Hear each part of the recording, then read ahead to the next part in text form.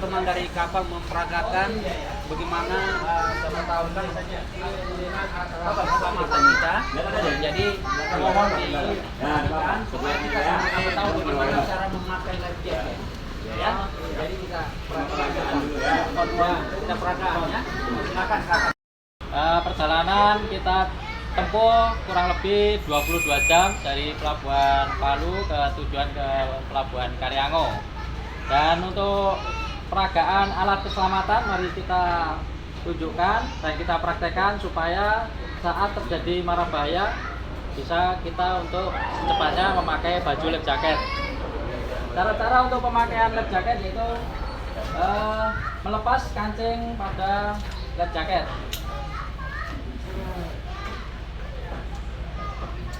Kemudian mengalungkan pada bagian belakang, tali diikatkan di belakang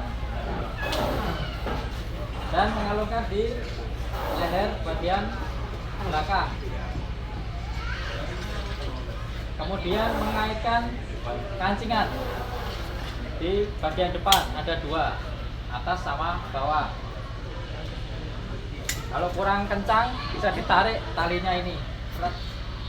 Pada waktu malam hari, kejadian mara bahaya malam hari, kita sudah ada di laut, utamakan untuk menyalakan lampu life jacket, yaitu dengan menekan tombol bagian bawah.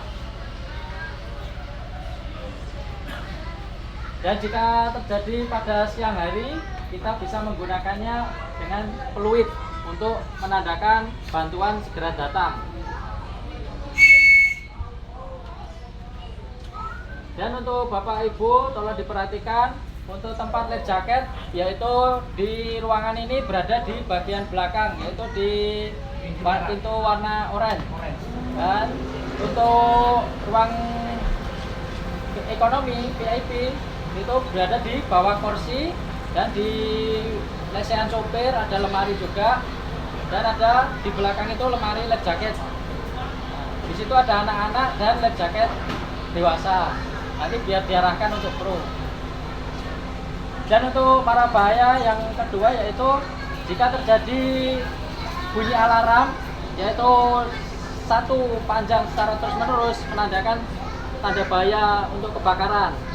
Dan jika 7 pendek, satu panjang, diwajibkan kita untuk segera berkumpul memakai life jacket dan jangan panik saat terjadi mara bahaya. Dan jika kering secara 3 panjang secara terus-menerus menandakan ada orang jatuh ke laut.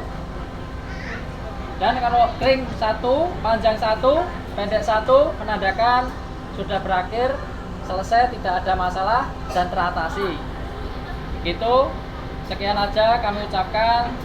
Semoga perjalanan kapal KMP Swana Kartika beserta kru dan para penumpang malam ini selamat sampai tujuan tanpa halangan apapun dan bisa bertemu keluarga dan kegiatan aktivitas berikutnya.